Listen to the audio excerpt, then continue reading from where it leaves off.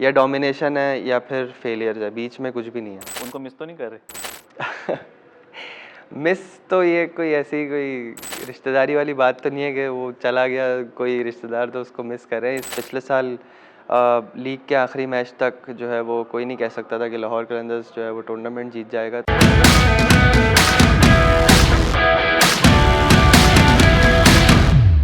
Hello and welcome back. हमारे साथ मौजूद हैं पाकिस्तान के स्टार ऑलराउंडर और अब हैदराबाद किंग्स में इनके भी स्टार ऑलराउंडर हैं साइम अयूब।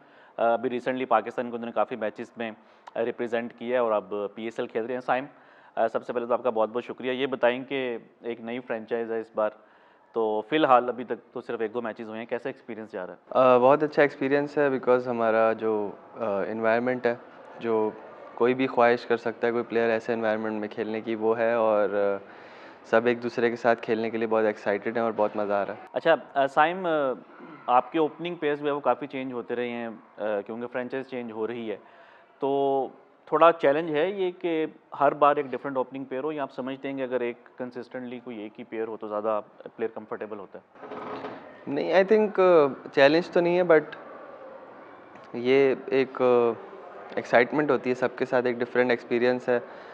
सबके साथ अलग तरीके का मज़ा आता है खेलने का, क्योंकि सब लोग पाकिस्तान में सब हम लोकल प्लेयर साथ खेलते रहते हैं। तो ऐसा कोई नहीं है कि हाँ, अगर कोई बाहर का प्लेयर आता है उसके साथ थोड़ा सा कम्युनिकेशन और जेल होने में थोड़ा सा टाइम लग जाता है रियलिस्टिकली। तो वो एक डिफरेंट चीज़ है, but as like local player है जब तक, तो फिर उसके साथ मतलब मज़ा ही आता है, डिफरेंट तरीके का एक्सपीरियंस होता है। अच्छा, आपने बात की बाहर के प्लेयर्स की, और आपके जो कैप्टन हैं वो इस टाइम ऑस्ट्रेलिया से हैं, मार्नस लाबुशेन, आपके कोच भी ऑस्ट्रेलिया से हैं, जेसन गिलेस्पी। तो ज़रा थोड़ा इस कल्चर के बारे में बताइएगा कि आप हम मतलब कई लोग ये अज्यूम कर रहे हैं कि शायद एक ऑस्ट्रेलियन कल्चर को जो है वो शायद पाकिस्तान में आहिस्ता-आहिस्ता आता जा रहा है, क्या ये ठीक है? हाँ जी, बिल्कुल। ओवरऑल पीएसएल में भी बहुत सारे ऑस्ट्रेलियंस खेल रहे हैं इस वक्त, और हमारी टीम में जो कैप्टन और हेड कोच जैसे आपने बात की, तो बिल्कुल वो भी यही कोशिश कर रहा है कि ज़्यादा से ज़्यादा हमसे एक्सपीरियंस शेयर करे। और ऑस्ट्रेलियन कल्चर का तो मुझे नहीं पता, बट जो कल्चर हम लोग डेवलप करना चाह रहे हैं और टीम में किया हुआ भी है ऑलमोस्ट, तो वो एक बहुत फ्रेंडली है और चैलेंजिंग है और ग्रोथ माइंडेड कल्चर है, जिसमें बस ये है कि कोई एक दूसरे से बात करते हुए हिचकिचाता नहीं है, और सब लोग क्रिकेट को अहमियत दे के और एक बाउंड्रीज़ में रह के सब एक दूसरे के साथ हंसी मजाक भी कर रहे हैं और ग्रोथ की तरफ भी जाने की कोशिश कर रहे हैं। अच्छा, आपने बात की हँसी मज़ाक की, और मैंने सुना है कि आपकी फ्रेंचाइज़ कुछ अवार्ड्स भी दे रही है, जो सबसे अच्छे कपड़े पहन कर आएगा। हाँ जी, तो this is a different thing कि हम लोग पहले मैच में जो है वो कैजुअल क्लोथ्स में गए, और उसमें actually not casual, it's a semi formal dress code. So उन्होंने कहा कि जो बेस्ट ड्रेस होगा उसको अवार्ड भी मिलेगा, तो और मिला भी। अभी एंड तक किसको मिला? कोचेस एंड प्लेयर्स का डिफरेंट, तो प्लेयर्स में हमारा मास सदाकत जीता था, एंड कोचेस का मुझे नहीं पता कि कौन जीता था, तो वो आज आई थिंक अनाउंस होगा। So it's also different excitement, और आई थिंक आगे जाके उन्होंने फील्डिंग बैटिंग बॉलिंग पे भी जब हम मैचेस जीतेंगे और सब कुछ, तो इंशाल्लाह उस पर भी अवार्ड्स का उन्होंने कहा है। और बाकी यही चीज़ें हैं जो टीम को जेल करती हैं, और डिफरेंट चीज़ें होती रहती हैं ना, तो प्लेयर्स भी अच्छा फील करते हैं और ज़्यादा ओपनली एक्सप्रेस करते हैं अपनी एक्साइटमेंट को। अच्छा साइम, आप इस पीएसएल में पाकिस्तान के सबसे एक्सपेंसिव प्लेयर हैं, 12 करोड़ 60 लाख। उस प्राइस टैग का कोई है प्रेशर? नहीं, मतलब प्राइस टैग का कोई प्रेशर नहीं होता है अभी। पिछले पीएसएल में भी मतलब अगर देखा जाए तो ऐसा नहीं है कि कम पैसे थे, तो पैसे तो आते आने जाने वाली चीज़ है, बट इट्स अबाउट क्रिकेट कि अगर उसको मैं अहमियत दे रहा हूँ तो फिर प्रेशर एक हमेशा होता है। Not negative type, positive type of pressure हमेशा होता है जब भी हम क्रिकेट खेलने जाते हैं, मैच खेलने जाते हैं। तो चाहे किसी के 500 मैच भी हों, तो वो मैच खेलते हुए ज़रूर प्रेशर फील करता है, क्योंकि हमें फ़िक्र होती है, हम चाहते हैं रन्स बनाना, हर मैच में परफॉर्म करना। अच्छा साइम, 1 साल पहले अगर हम देखें तो शायद आपको एक प्रॉपर ऑलराउंडर क्लासिफाई नहीं किया जाता था, मगर अब specially after your performance in Asia Cup and in some other cricket, अभी आप नंबर 3 के ऊपर भी रैंकिंग्स पे हैं। तो आपको लगता है कि अब आप एक प्रॉपर ऑलराउंडर की कैटेगरी में आ गए हैं? I think so. बस ये है कि मैं इस बारे में नहीं सोचता कि प्रॉपर ऑलराउंडर ही आइए। बस मेरी ये कोशिश होती है कि मैच के दौरान और टूर्नामेंट में टीम को मेरी जिस चीज़ में भी ज़रूरत है, तो मैं उस चीज़ में अपनी फुल 100% इम्प्रूवमेंट के साथ रोल को फुलफ़िल करता रहूँ।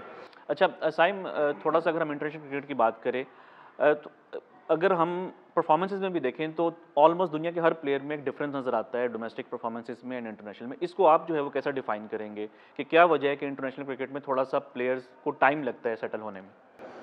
International cricket is a different type of pressure cricket ना, वहाँ पे जो है एनालिसिस बहुत एक्सट्रीम लेवल का होता है टीम्स की तरफ से, एंड फिर प्रेशर ज़्यादा होता है, तो वहाँ पे सेटल होने के लिए आपको रेगुलर इम्प्रूवमेंट की ज़रूरत होती है। और सम टाइम किसी यंग लड़के पे फेज़ भी आ सकता है, जैसे कि मुझ पे आया हुआ है, तो but it's not negative things. आपको अगर अगर आप लॉन्ग टर्म करियर का सोच रहे हैं तो फिर उस पे आपके लिए मुश्किलात आएंगी। और इंटरनेशनल करियर और नॉर्मल क्रिकेट में सिर्फ प्रेशर का ही फ़र्क है। अच्छा, आपने जो बात की फेज़ की, तो अगर कोई प्लेयर पे इस तरह बैड पैच आ जाए तो बीइंग ए क्रिकेटर सबसे उसमें बेस्ट चीज़ क्या है कि आपने अपने आप को उस फेज़ से निकालना है? प्लेयर को खुद पता होता है कि उसकी रूटीन्स, उसकी प्रैक्टिसेस क्या हैं, तो सिर्फ वो यही कर सकता है कि जो कंट्रोलेबल्स हैं उनको कंट्रोल करे, और अनकंट्रोलेबल के बारे में सोचकर जो है वो परेशान ना हो, क्योंकि रिजल्ट्स हमारे हाथ में नहीं होते, कोशिश हमारे हाथ में होती है। ऐसे लाखों लोग हैं जो मेहनत कर रहे हैं अभी भी। मुझे ऐसा लगता है मेरे से बहुत ज़्यादा लोग होंगे जो कराची में या पाकिस्तान में मेहनत कर रहे होंगे लड़के, बट वो ऊपर नहीं खेल पा रहे।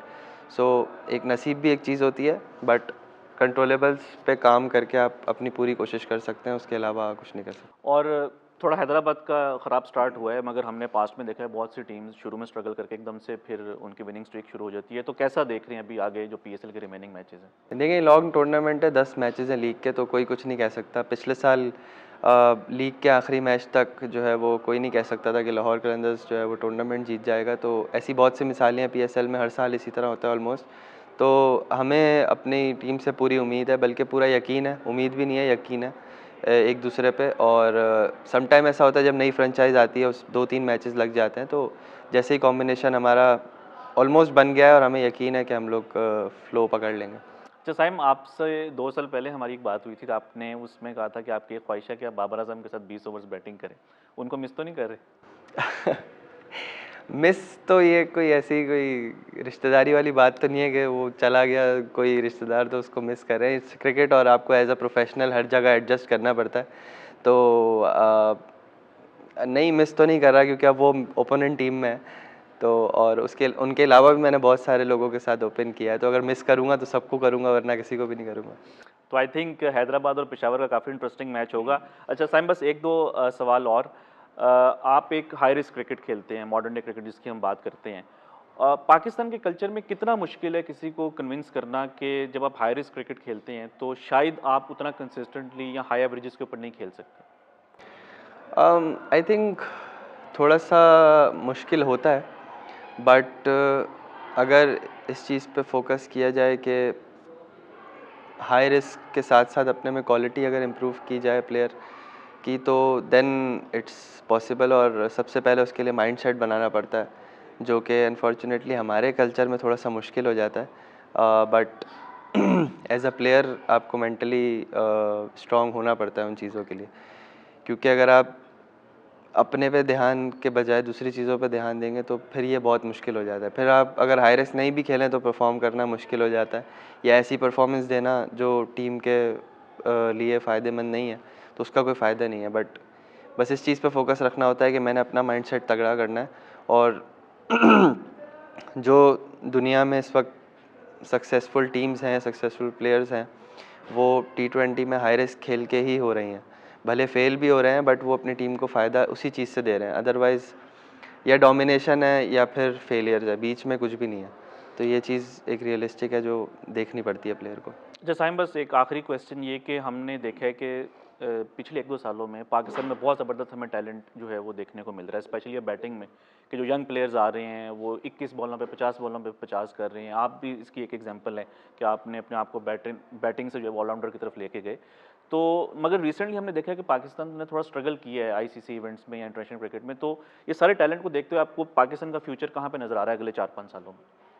आई थिंक अगले 5 साल या 10 साल अगर आप कह लें, तो जो हमारे पास टैलेंट आ रहा है, जो यंगस्टर्स हैं या जो बैट्समैन हमारे पास आ रहे हैं स्पेशली, वो आई थिंक इतना इतने क्वालिटी बैट्समैन और इतना टैलेंट आई थिंक पहले मुझे नहीं लगता कि T20 फॉर्मेट के लिए हमारे पास आया है, या इवन वनडे के लिए भी।